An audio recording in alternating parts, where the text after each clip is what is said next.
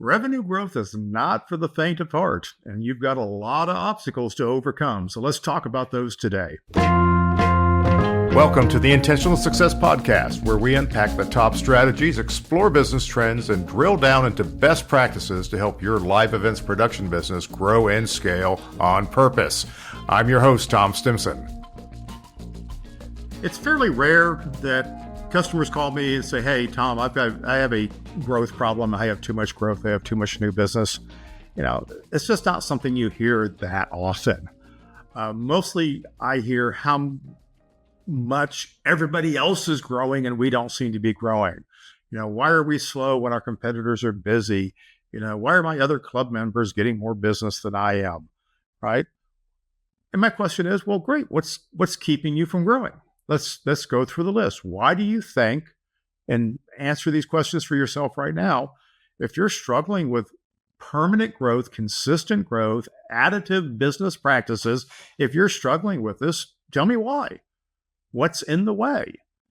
Now, most of you are going to quickly answer and you're going to apologize saying we suck at marketing, right? I'm sorry, Tom, we suck at marketing. We don't do any marketing. Well, okay, that is an obstacle. If you don't do marketing, it's an obstacle. If all of your business is word of mouth, you're relying on other people to talk about you. You're relying on luck to come up in the conversation, and you're relying on some circumstances that you have no control over to manifest new business. So yeah, did it work for a while? Sure it did. It was great, 10, 20 years ago. Word of mouth was a wonderful way to grow the business. All these referrals, we didn't have as much internet as we have now. We also had a different generation of buyers, and our buyers now don't necessarily use word of mouth to find their next supplier. So the solution on this obstacle of not having any marketing, not having any customers that don't do any marketing, is not to suddenly become a marketing expert. One, it's not going to happen. If you're not doing marketing, there's a good reason for it. You don't like it. You don't understand it. It's not your cup of tea. You don't know how to outsource it. But the solution is not to do marketing. The solution is just outreach. You're just missing that human touch. You might have referrals, but how would you know? You're not doing any outreach to find out and talk to people. Now, asking an industry of introverts to do outreach is probably not going to, make everybody super thrilled and happy. Pay somebody else to do it. Well, they don't know my business. No. You're thinking about this incorrectly. Outreach is just outreach. Hey, would you touch base with this client? Ask them if they're doing their show next year. I'd love to talk to them. Make an appointment for me. Right? You don't have to hire somebody who's a rocket scientist, a business development expert, a marketing PhD to do a little outreach for you. Find a friendly voice. Somebody who doesn't feel like it's rejection because they didn't get 3 emails answered or they didn't get their voicemail returned. Find somebody whose feelings aren't hurt if they make 12 calls. It's the 12th call. It used to be 5 calls. Now it's 12. Make 12 calls if that's what it takes. And if you're not going to do it, pay somebody else to do it. Outreach will help. If you're going to do nothing else, if you're not growing, do some outreach, pay someone to do outreach. It's pretty darn simple. Just start with a list of people you already know, especially people you haven't heard from lately. Reach out to them, have somebody reach out to them and say, "Hey, what's going on? Tell me about your work in 2025. How can we help?" It doesn't have to be complicated. It doesn't have to be, that's not embarrassing, particularly if you have somebody else do it. Suck it up, right? Do the one thing that's going to make a difference. Now, lots of people do that. Lots of people are doing marketing. They are, hiring business development people, but they have other obstacles to growth. If you've hired business development and they're bringing in leads, and very often there's nobody to handle the lead when it comes in, that's a capacity problem. This is the number 2 obstacle to growth that I see all the time. If you're the type of company where every single job has to be nurtured all the way through the deal, and you assign a project manager or production manager at the very beginning of the project, or maybe they are the order taker and they follow the job all the way through and make sure that the sub rentals are taken care of and the orders scrubbed and it's prepped properly, and they go it on job site, make sure the technicians know what to do, right? That is an obstacle. That is a lack of capacity, because what business development needs when they find a new opportunity is to immediately hand it to somebody whose number one job is to talk to them. Tell me more about your event. How can we help you? No? How can we use the resources of our company to make your event better? Who's having that conversation? And if we're waiting for that person to get off of a show or have a free day, you're not going to grow. Fix your capacity workflow. Work must flow through your system without a person guiding it all the way through. Get those opportunities, get those closed jobs into the river, let that river flow into planning, take care of all the details, and then flow out to a tightly planned crew ready to do the show. Meanwhile, you have people in the selling sphere who are always ready to talk to new business. That's going to make a huge difference. Figure out how to solve that problem. The third obstacle that I hear about very often is the feast or famine. Oh, we're either super busy or we're not super busy. We're slow or we're fast. All right. Well, feast or famine is a seasonal industry. Of course, this stuff's going to happen. But seasonality is not the same as feast or famine. Feast or famine is another form of capacity problems, right? If demand is seasonal, but you can't increase your capacity, so you have to change your pricing when you're slow to win work, okay? This is a different problem. You need to make the most of the demand that you have. Number one, get the order to flow through the system. Always have a selling team available. Number two, know how to leverage pricing appropriately to leverage the capacity that you have. This means you're going to have to turn down work when you are busy, okay? And you're going to have to say yes to work you wouldn't normally do when you're slow. And the net result is going to be a huge increase of profitability, much more even workflow for the entire team. And none of this, well, we were so busy, we didn't have time to develop new work.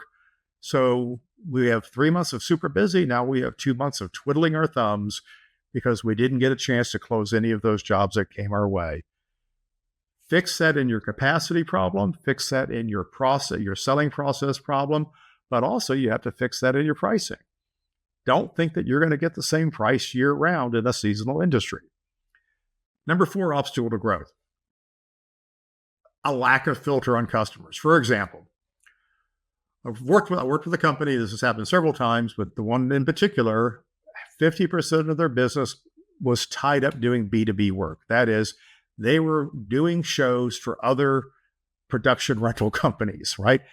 They were somebody else's sub-rental supplier rather than doing the jobs themselves. And some of these jobs were huge, right? They're great numbers, lots of commas, lots of zeros. They were very excited about it, except that's the lowest margin work that they did. And when they approached those B2B jobs where there's somebody else's subcontractor and they treated it like it was their own show, they over-delivered.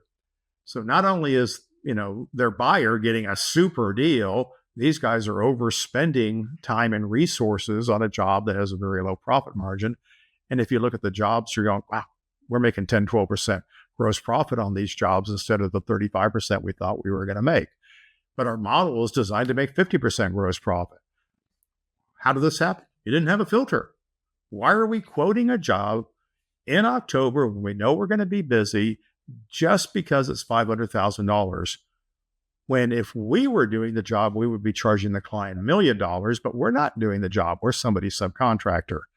So how many other times are you caught in this no filter situation, right? If your focus is on end customers and not agency buyers, don't get caught up in agency buyers' RFPs, right? One, you're not going to be the best price. Two, if you win it, it's probably because you made a mistake. And three, it's taking you away from supporting end customers, which is your primary work. Whatever kind of work is your primary work, whatever your ideal customer is, we need to know, focus on that. Your filter has to work. And if you have to choose between A and B, choose the thing that's your ideal customer, right? So this lack of a filter on our customer funnel will lead to capacity problems we'll dedicate resources in the wrong place, and we'll miss opportunities to make the higher margin that we should make by staying in our lane. The number 5 obstacle to growth, and this one is so ironic, right? This is like, wow, this sounds like a problem for no one. You have a really big customer. However, having a really big customer, having a customer that's 30, 40, or 50% of your annual business, on one hand, could be a great problem to have, right? But on the other hand, it's keeping you from growing, because what if you sold a job and then your customer, your best customer, needs a job? And what happens? Oh my goodness, they're half of our business. They start pressuring you. Where's my crew? How come I'm not getting my favorite production manager? What do you mean you've got sub-rental gear on my show? Why am I paying extra for this? Right? And you're so afraid of losing that business that you kowtow to everything. You say yes to everything. They have their way with you because you're so dependent on that revenue. And the problem is not that you've fallen in love with customers, you've fallen in love with the revenue instead of doing what you should be doing, which is treating big customers as a windfall.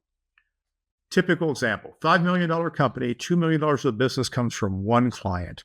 That one client is an agency. It's lower margin than the rest of your business. You got $3 million worth of end client business and local business, but you've got this one agency client that's taking up 50% of your resources, 60% of your resources in terms of your team and your team's time. So you don't have capacity to grow that $3 million of business because you're focusing so hard on that $2 million worth of business.